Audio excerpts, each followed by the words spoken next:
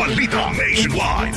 Sa ibang balita na ho tayo mga kabrigada, umaasa raw ho yung kampo ni dating Pangulong Rodrigo Duterte na mapagbibigyan ng International Criminal Court ang kanilang kahilingan na magkaroon ho ng isang urgent status conference bago po magsimula ang summer recess ng International Tribunal sa July 25. Batay po sa redacted na naman na kopya ng request na pirmado ho ng kanyang abogado si Attorney Nicholas Kaufman, makatutulong daw yung pagpupulong upang matukoy kung matutuloy nga ba at masusunod ang schedule of confirmation of charges hearing ni Duterte para nga ho sa kasong crimes against humanity sa September 23. Bukod ho dyan, binababatid din ni Kaufman ang kanilang pagkabahala dahil po sa nararanasan daw na delay sa proseso na nakaapekto raw sa kanilang paghahanda para ho sa pagdinig.